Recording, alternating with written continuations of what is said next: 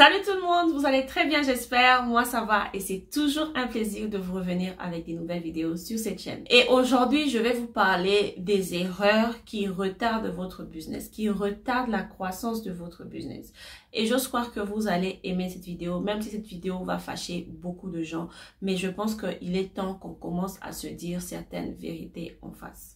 Si vous tombez sur cette chaîne pour la première fois, mon nom est Malaika, je suis entrepreneur, j'aime le business et sur cette chaîne, je partage avec vous mon expérience, des astuces et des informations qui peuvent vous permettre vous aussi à commencer votre business ou si vous avez déjà un business, à améliorer votre business. Donc si c'est vraiment quelque chose qui cadre avec ce que vous recherchez ici sur YouTube, n'hésitez surtout pas à vous abonner et à partager la vidéo avec vos proches ainsi que vos amis. Puis je viens vous parler de 5 erreurs qui retardent votre business et je vous assure que cette vidéo, je parle au fait sur base de mon expérience. Ce n'est pas quelque chose que j'ai lu sur internet. Comment je peux dire, ma communauté, mes abonnés, je dirais que 90% sont des Africains vivant en Afrique. Et je sais que la vidéo d'aujourd'hui ne va pas plaire à beaucoup. Je commence déjà par m'excuser parce que si cette vidéo ne vous plaît pas, ça veut dire que vous n'êtes pas prêt pour faire le business. Sincèrement, aujourd'hui, je viens vous dire ce qui vous dérange, ce qui n'est pas bon. Vous n'êtes pas encore prêt au fait pour cette conversation. Ça, je le sais, vous n'êtes pas encore prêt. Et sans plus tarder, nous allons commencer. La première chose au fait que j'aimerais vous dire que j'ai remarqué chez 90% des gens, les gens n'ont pas une vision claire de ce qu'ils veulent. Je vais vous expliquer. Vous savez, quand vous voulez faire le business, là, je vais vous dire ce que j'ai remarqué et ce que vous devriez faire, ce que vous pouvez faire au lieu de faire ce que vous faites. Quand je dis que beaucoup de gens n'ont pas de vision claire, ça veut dire quoi? Je prends un exemple.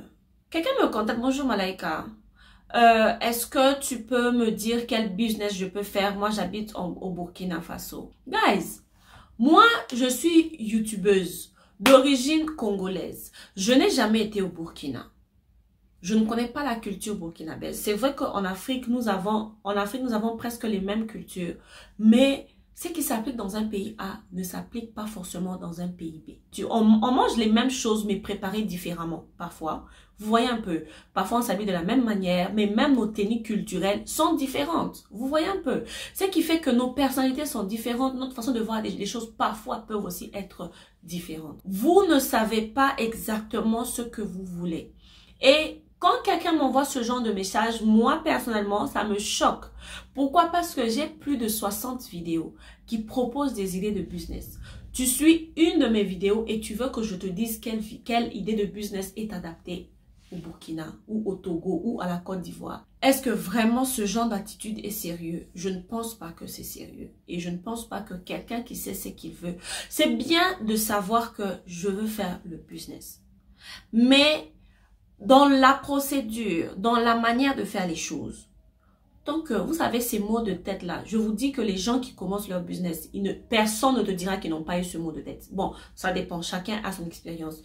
Si je vous dis combien de fois moi je reste réveillée la nuit juste pour penser à quel business je peux faire, à comment je peux multiplier mes sources de revenus, à comment je peux faire des stratégies. Guys, avant-hier, j'ai pas dormi, j'étais sur le lit en train d'écrire sur mon téléphone ce que je pouvais faire. Même les idées de business, non, même cette vidéo que je suis en train de faire, j'ai écrit cette vidéo à 4h30. Ça veut dire que j'étais sur le lit depuis 2 heures et à 4h30, c'est quand j'écrivais ça. Donc, imaginez-vous un peu, essayez de voir. Donc, ça veut dire que toute la nuit, je n'ai pas dormi et j'ai récupéré mon sommeil le matin. Pourquoi? Parce que je sais que je cherche l'argent.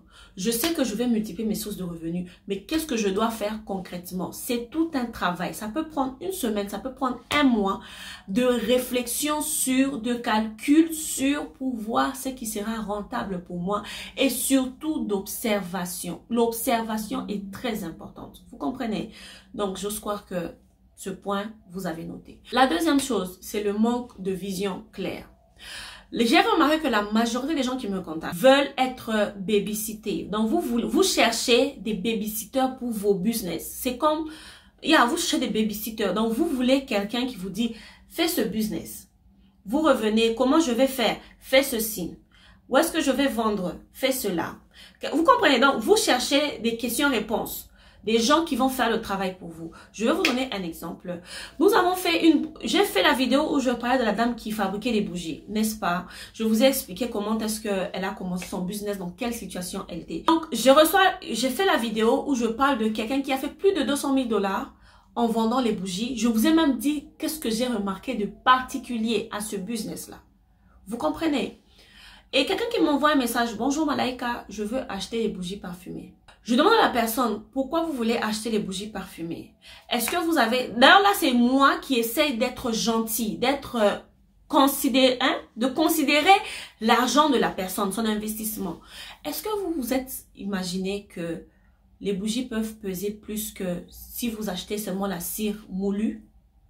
J'ai posé la question au client. Deuxièmement, est-ce que vous savez comment fabriquer les bougies?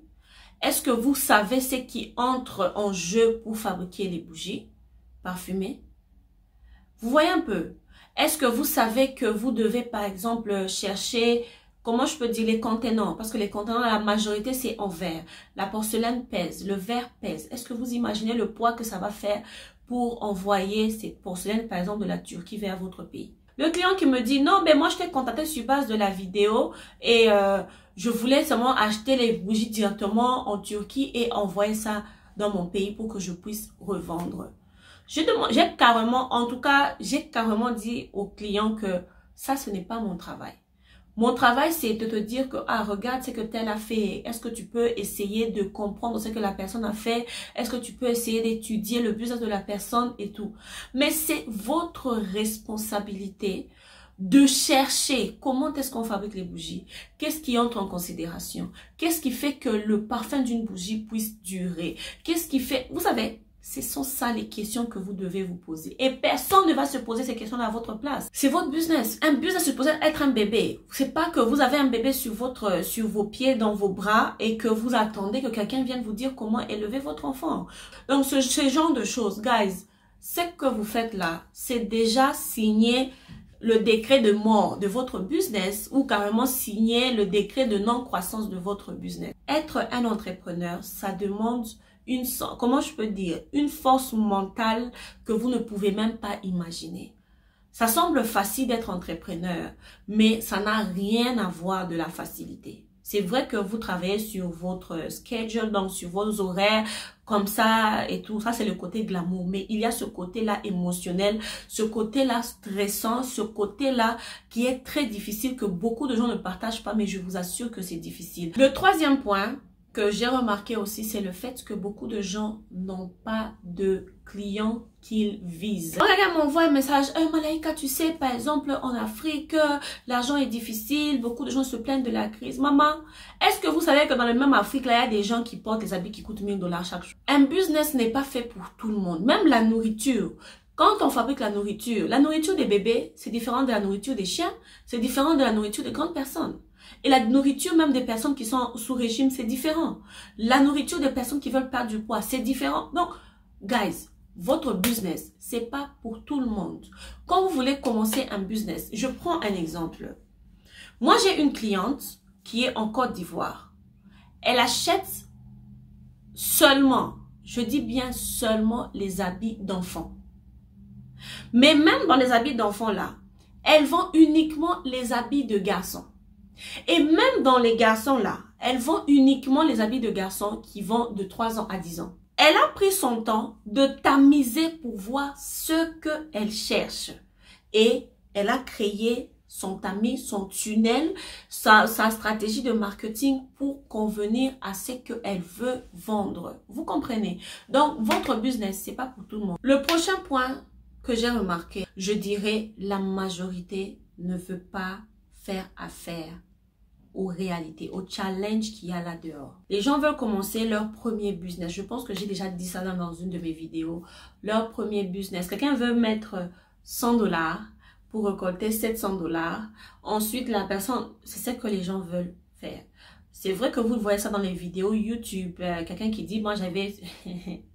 Si vous savez combien de vidéos YouTube qu'on vous montre, les nombres, les chiffres là que vous voyez, si vous savez combien d'entre ces chiffres là ne sont même pas de la vérité, beaucoup de gens vont piquer les crises. Si vous n'êtes pas prêt pour se battre. Quand je vous dis que le business, hein, c'est un combat entre vous et le reste du monde. Je vous assure que c'est ça même la signification du business. Vous devez vous battre, vous devez vous surpasser, vous devez vous dépasser dans ce que vous faites. Beaucoup de gens ne veulent pas faire face au challenge. Ils veulent les résultats, mais sans faire face au challenge. Et ça s'appelle de l'argent facile. L'argent facile, ici, moi, je parle pas d'argent facile. Vous comprenez un peu.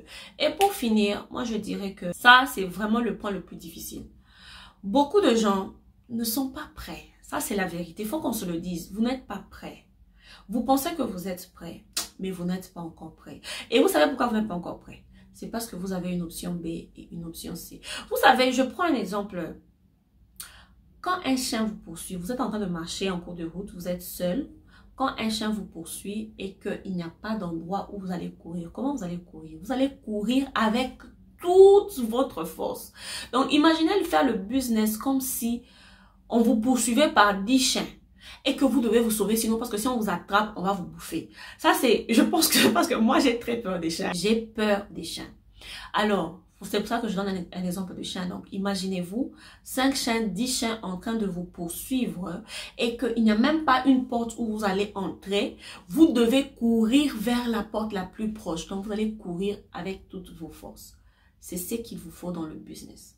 Mais si vous avez encore une option B, l'option C, ou par exemple, vous savez que si vous êtes fauché, vous allez appeler votre oncle, vous allez appeler votre tante, vous allez appeler votre maman, vous allez appeler votre papa, vous allez appeler votre soeur qui va vous donner l'argent, vous avez un oncle ou bien un frère à l'étranger qui peut vous envoyer de l'argent. Vous savez, quand vous avez vraiment le choix, je sais pas comment je peux expliquer. Je pense que ceux qui me comprennent.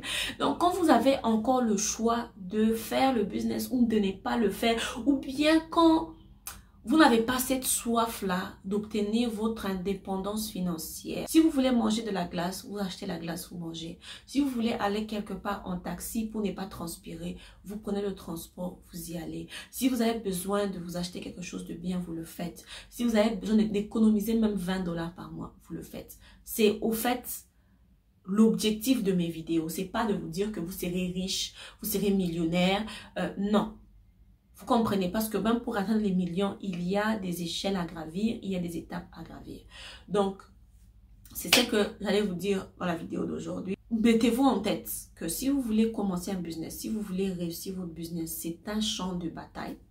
Et deuxièmement, comportez-vous comme si vous n'avez pas d'aide, comme si votre vie dépendait de ce business-là, comme si... En tout cas, comme si votre vie dépendait de ce business-là. Vous allez voir que votre approche aux choses, aux réalités auxquelles vous faites face, va tellement changer. D'ailleurs, si vous avez une amie ou un ami qui a besoin d'entendre ça, n'hésitez pas à partager la vidéo. Et d'ailleurs, nos grands frères, nos grandes sœurs qui ont déjà de l'expérience, de la vie surtout, n'hésitez pas à laisser vos commentaires, vos astuces et vos conseils dans les commentaires. Ça serait très important pour quelqu'un qui va tomber sur ça. Moi, je vous dis un très grand merci pour votre temps et je vous vois dans la prochaine vidéo. Bye bye!